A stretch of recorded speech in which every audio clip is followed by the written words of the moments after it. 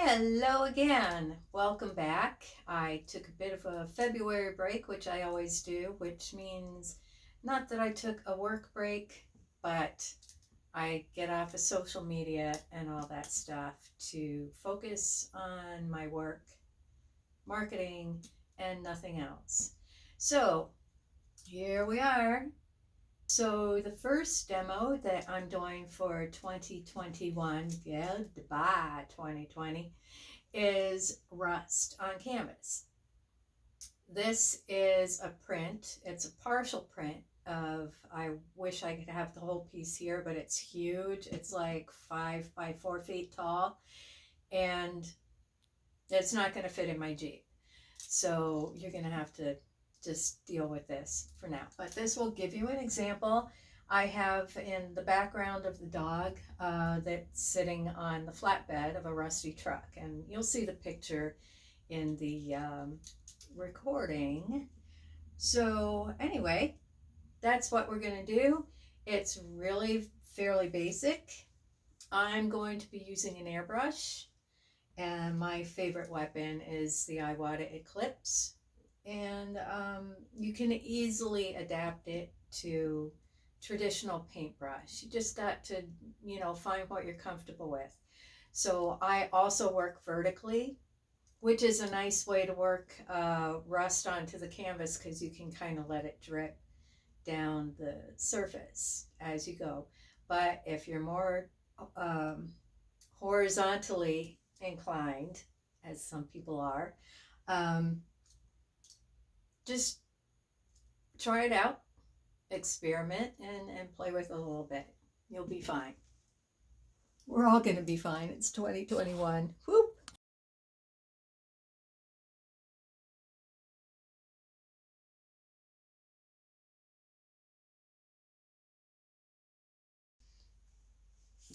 All right, so this is a pretty big canvas. I'm just using as a demo, but I had it sitting here.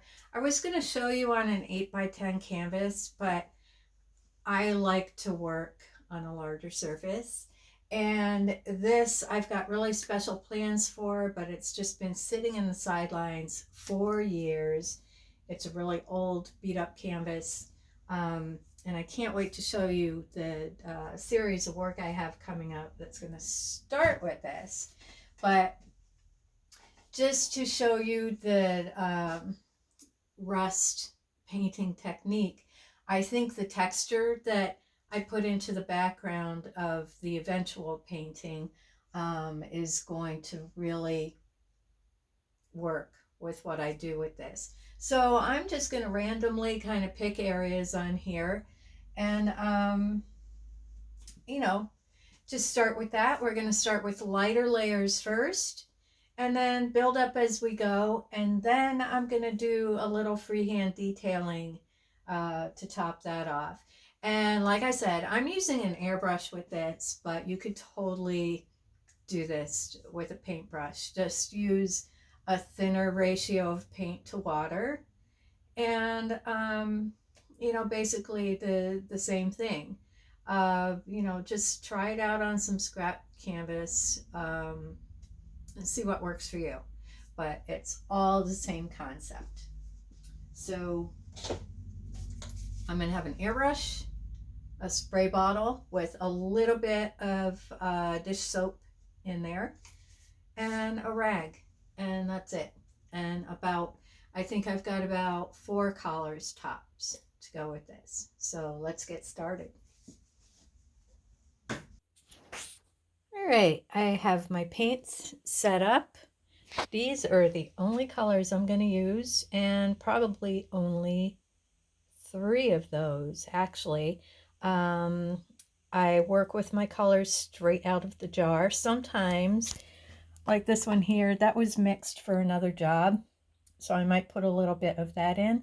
But the thing to remember, that has white mixed into it, so that's going to make it more opaque if you're doing it over the darker colors.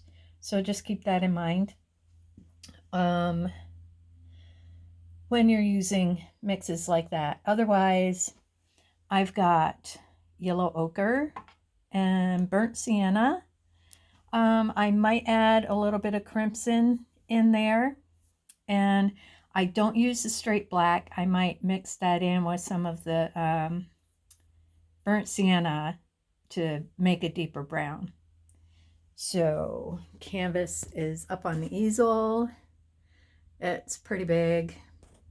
And there's my messy workstation. I really got to clean up, but anyway, that's what we're working with right now. I got my airbrush and my tripods and my lights and my camera holder are all set up. My compressor is down there. It's leaking a bit of oil, so I got to check that out and see what's going on there. But anyway, we're ready to paint, so let's go. So I'm just going to focus on this one little square right there. And we're going to start off with yellow ochre. It's nice and not too thick in there. And I'm just going to do a real light spray to start. And airbrush is clogged, which isn't a bad thing right now because I don't care. I'm looking for texture and not a consistent spray pattern.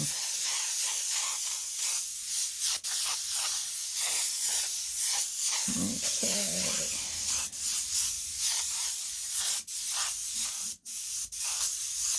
All right, gonna let this dry just a little bit, and I'm going to fill up my water bottle with a very small amount of dish soap and water. And here we are.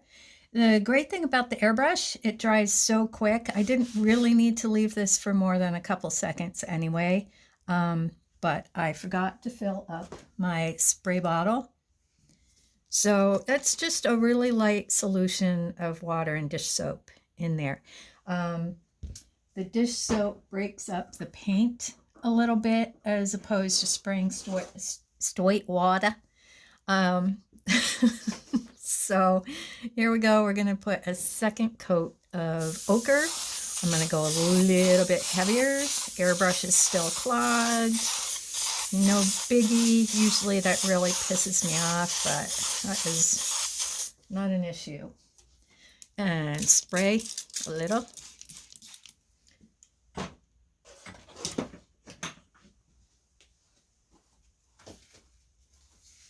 All right, you see how it's running down there? Hopefully you can. I'm just going to blot it. And you can also rub it in. Just, you know, keep moving the paint around until you find some textures you like. And swirl it on there, or just, you know, whatever you want. Right now we're just on a base coat. So what you're looking to do right now is find patterns in your paint in there. So that's what we're doing right now. And I'm going to leave some of the dots in there. Okay, so this is where you do want to let it sit for, because it's coming out very light with the airbrush. It's a little bit cool in this room right now, so I'm going to leave it for you know, just about 20 minutes and go work on something else for a bit, and I'll be right back.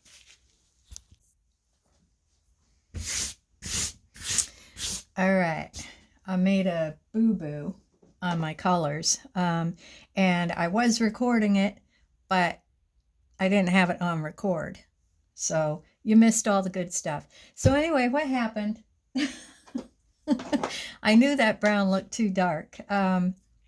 This is burnt sienna. Look at that nice glowing color. And this is burnt umber.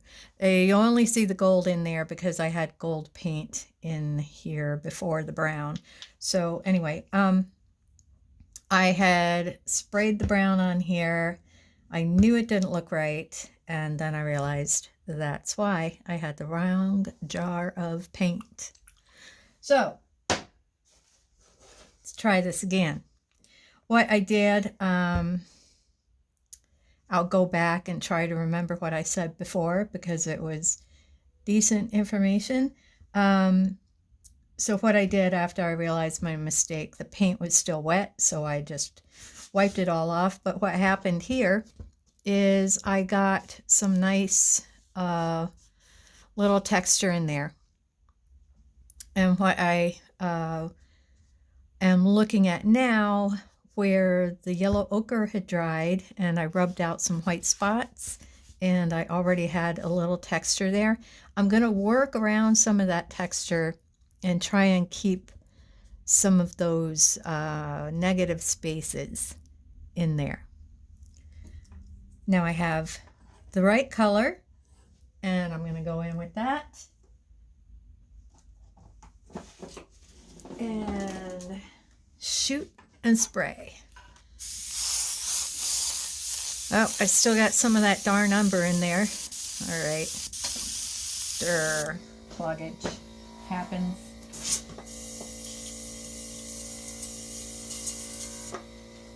Yeah, we're really clogged up right now. So there's still some of that blicky umber. I'm going to spray that anyway. Look at the texture you're getting in there. And as I mentioned before, because the canvas is still a little wet on the paint, anything I add onto this, unless I let it dry, is going to eventually start blending in and disappearing. But take a brief moment, have a... Okay, let's try this again. This paint in the bottle I just mixed, it's a little bit thicker than I really want, but it's all about texture. So if I get some spatters in here and there, it just adds to the effect of the rust. So here we go. There we go. That's the color I'm looking for. I'm going to work around some of those highlights and not really, I'm just moving around patterns. That's all I'm doing. Okay. That was spray. And you don't want a whole wash like up there. I went pretty heavy, like with a full blast of spray. You just want to like do a little bit. So I'm getting, you know, a little too excited with this spray bottle. This is a good project. Look at, see how the drips come down? So you're removing the paint, but you're exposing the underlying colors. So you want to leave some of those drips and let them go. I like how that's kind of running into a river. And it's not just rust that you can use with this effect. You do want to stop it at some point, unless you're looking for something else. This is a good project to do if you're working, as I do, on multiple pieces. I like to work on a few different pieces at a time, so this doesn't really require a ton of attention, and it does require drying time in between. So you know, what I've been doing, you know, like right now, I'm going to make sure it doesn't drip down any farther because I want to focus this color kind of in one area. So what I'm going to do now, I'm going to go off and work on some prep for a few smaller things that I'm working on. And then I'll be back. This will take probably about 20-25 minutes. Like I said, it's a little bit cool in this room today, so I'll give it a little time. I got plenty to do over on my workbench.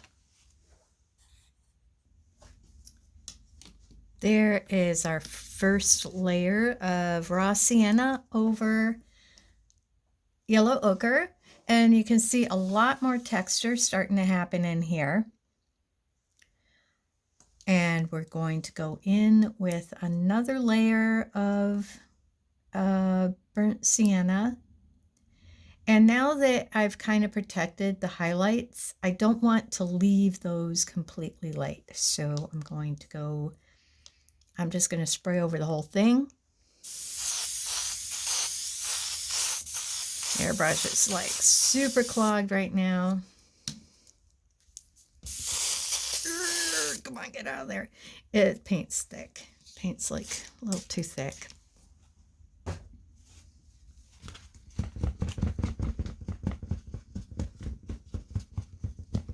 All right, I'm going to shake this up and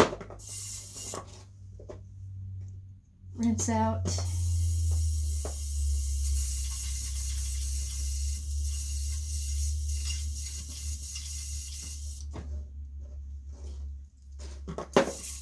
Yeah, so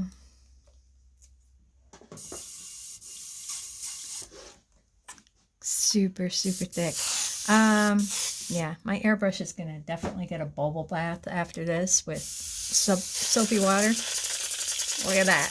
Whoa, so thick. I'm just gonna spray it all over the whole thing and not think about the shapes because they're already formed. Okay, so it's already got some water sprayed underneath that I just did, so I'm just going to do a few more spots. Now, if you were working horizontally on this, look at that texture coming up. That's coming out really nice. You're getting like the underlaying colors in different patterns. And if you notice, this is a very textured paper towel and it's leaving its own pattern in there. Sometimes that's good, sometimes it's not, but I'm not going to take too much of this off. I want to leave some of that white areas in there, but I'm not going to rub it off so there's like this white or underlying light spot, because I like how this is happening right here. So the next layer we're going to do is going to be the burnt umber. And then maybe what I'll do with the burnt umber is go back over here in certain spots and then do a second layer, let this dry once again. And then what I'm going to do after that is take a very light wash of black and burnt umber and just do a few spots. I'm not going to go over the whole thing like I did here, but you can kind of see the patterns are happening. I love what's happening here. I do have, like a little dried paint flakes that came off of the rag, but those will come off and it's all good. So you see how long that took, and then I'm going to walk away again and let this sit for another 25 minutes while I do something else and come back and work on that. So if you work horizontally, I don't think that I finished my sentence. If you work horizontally with your paper flat, if you want to get some kind of movement with the paint, you can just, while it's still wet, you can just tip it in either direction and get the paint flowing in one direction.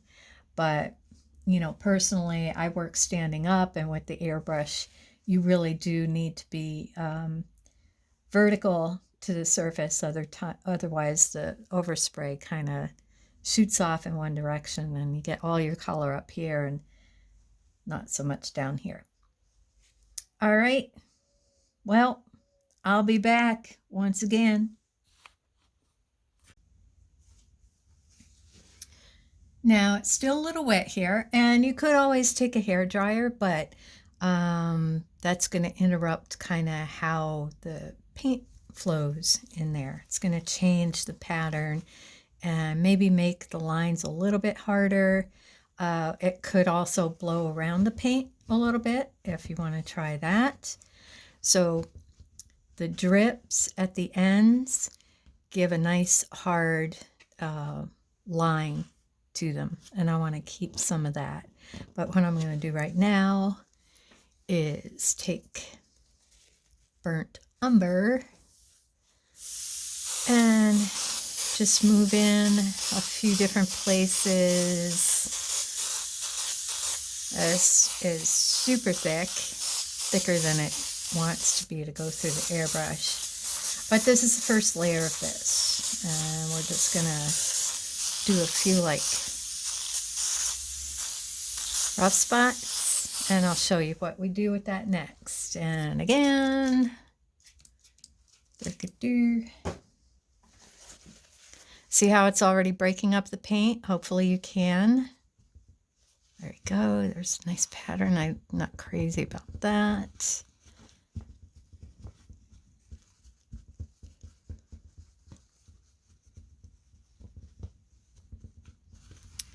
And if I did not, I'm not crazy about that either, but whatever. It'll turn into something good later.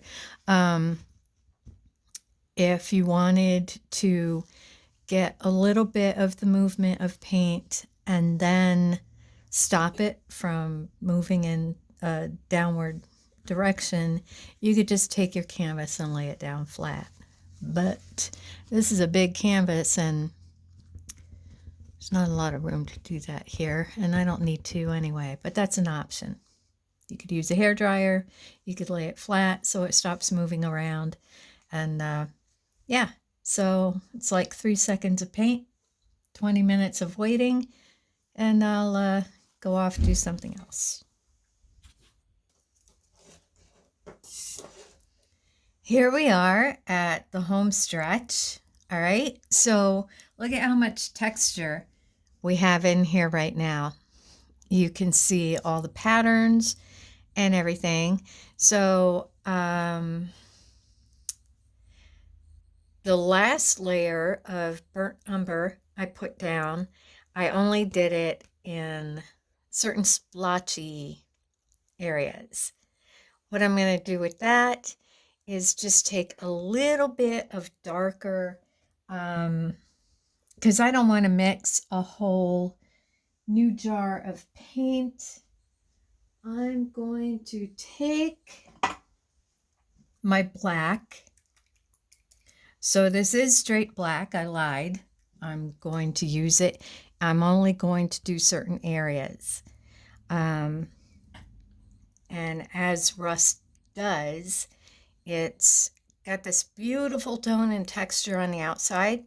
But it's always got like where it's really getting into the deterioration stage and all of that. So let's see how this goes.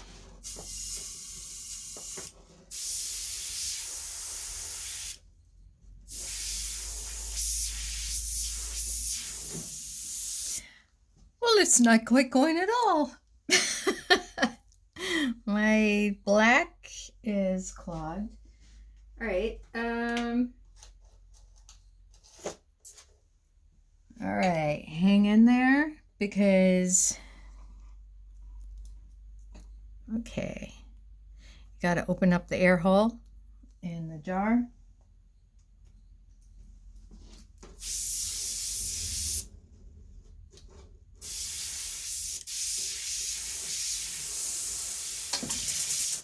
All right. There's always one villain in the painting process, and today it's been thick paint, which is fine.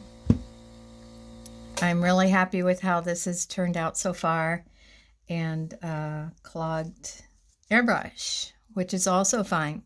So I'm just going to take like, look at that. If you can see that texture, this is what rust does, and I can actually feel it rubbing my hand over it because the canvas already had texture on it to start with.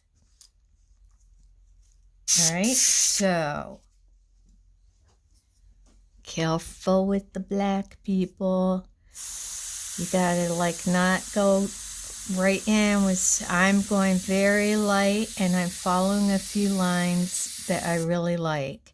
I don't want a big dark circle around my painting. So if you can see what I'm doing right here, I'm going to leave that for now and go on to a couple others.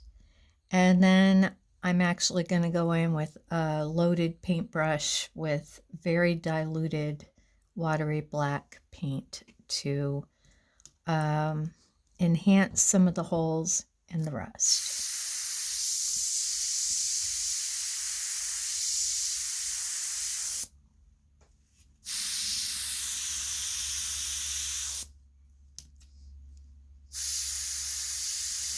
And you don't want to do that with the darkest color and the lightest area. Like you could try and experiment with that, but I'm not doing that because that's not the look that I'm going for. I like these areas here. Those are already dry because they went on with the airbrush. I'm going to go a little bit in here. Very light, because I love that texture. And then I'm going to spray just a couple tones and see what happens. You can hardly notice the difference in the color here, but up here you can. So what would happen if we go, I really like this. This I'm not committed to. So I'm going to go a little bit deeper right there, just in that one spot. You see how it's spider webbing? That's what airbrush do. When you get too heavy with the pressure and too close, and that's what I want. Just a little spray and just a little dot. Look what you end up with. It's like, it's so ridiculous because you're spraying the paint on and then you're blotting it off. But I like that because you've got that nice deep impression of rust right there. All right, I'm going to get my paintbrush and just do a couple dabs in there. And, you know, hopefully you got a little bit of a gist of how this works. And you can start experimenting with your own. There's so many different things you can do with it. And rust has so many different layers because it's on top of another colored surface. So you can bring different colors like blues and reds and different colors through that. But if you're looking for more information and a more specific lesson on this type of painting, you can definitely let me know. Hit the like button and contact me if you're interested in a personal class. I think this is such a, I love it. I love rust. Just be sure you have your tetanus shot before you do this. Oh, and I did say, all right, hold on, my tape. I did say that I would, if you want to do just a specific area, like if you're working on an automobile, masking tape or painter's tape. If you're using masking tape, please be sure you mask your surface, put it down really, really tight. And if you're layering your tape, be sure everything's super tight because it'll go through any unsecured layer. Oh, and look at that. Because my paint wasn't dry. So now I've got a new texture. All right, so I didn't let the paint dry. That kind of stinks, but I'm not worried about it because this painting This layer is a whole part of another painting entirely. That bums me out though. Anyway, when you do want to do like a certain part, like I'll relate it to vehicles or ships or something like that. If you want to relate it to just a specific part, first of all, be sure your paint is dry, 100%, like let it cure for a couple days. And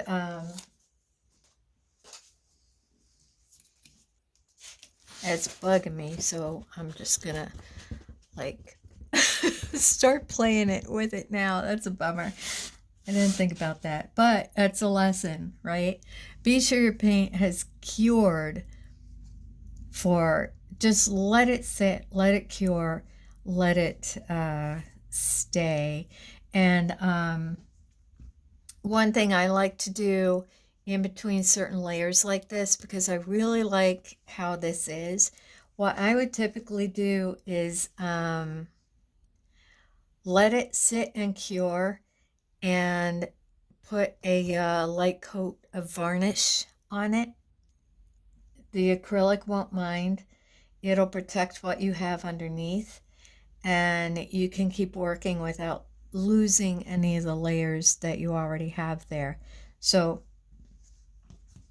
lesson learned. I don't usually put tape on wet paint, but you know, that's an interesting texture. All right.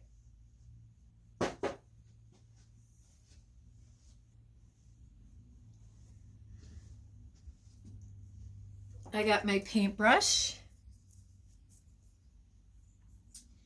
and I'm not going to mess around with mixing colors or anything. I'm just taking my paintbrush,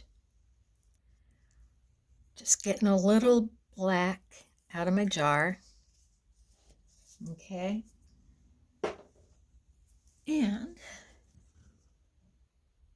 just do a little, this is a diluted black. So follow some of the images and you can see right there.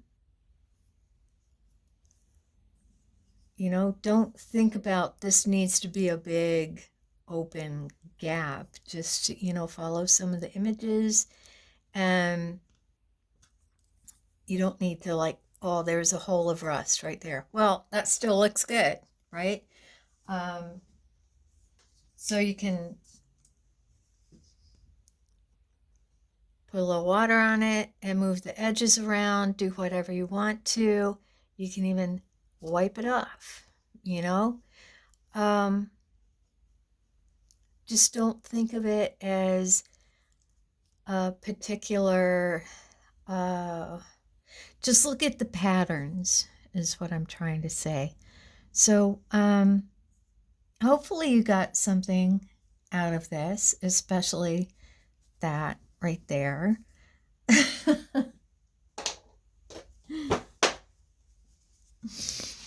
And just remember, you know, art,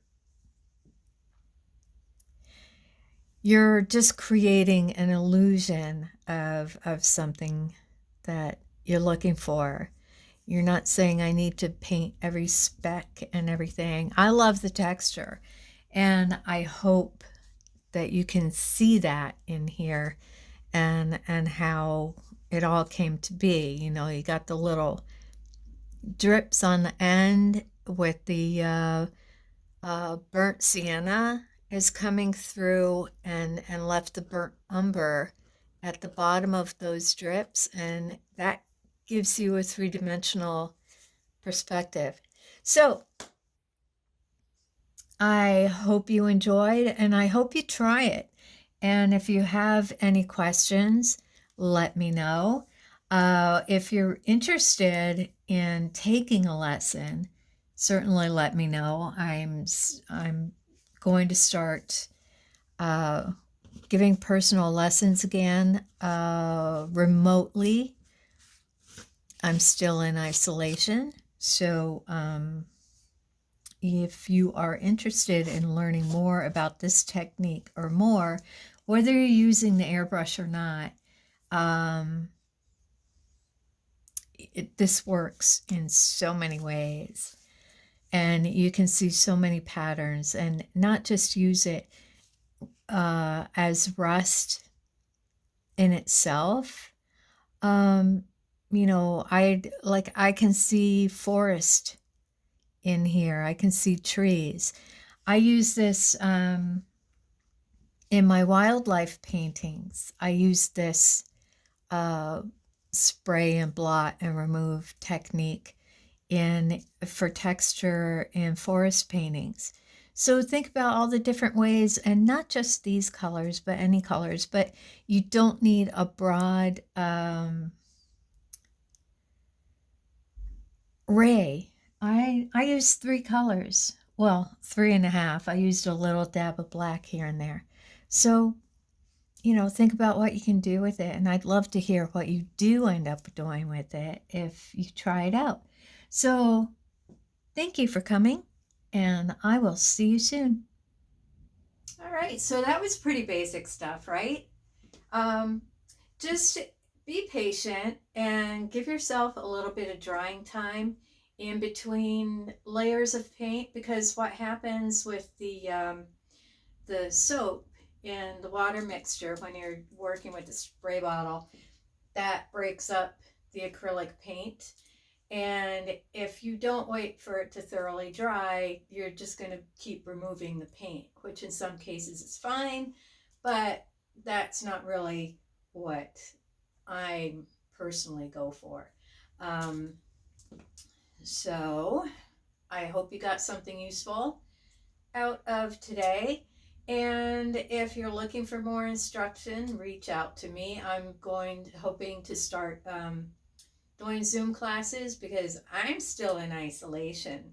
I'm not taking any chances with this thing. I climb the walls a lot of days, but I'll be able to get vaccinated soon. But I'm still just gonna, keep it at a distance, people. So, everybody, be safe. Thank you so much for coming by.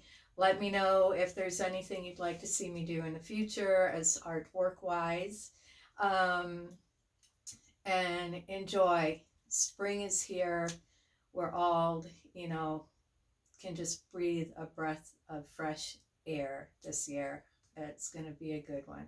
So enjoy, keep on creating, and I will see you soon. My next, I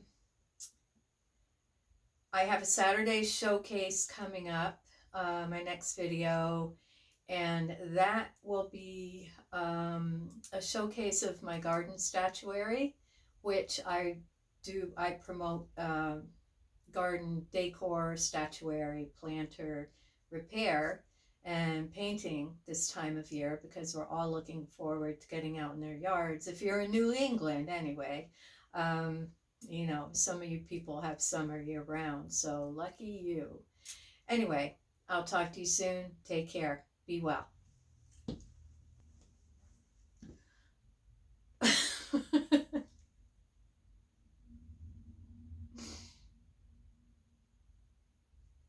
All right.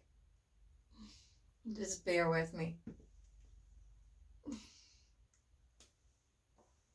Okay. Cut.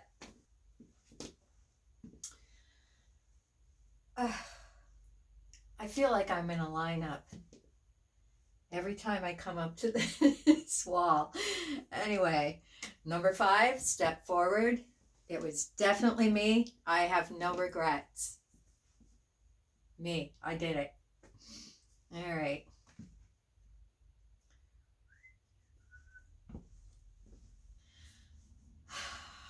Get on with it. Stop fooling around. We got work to do, man.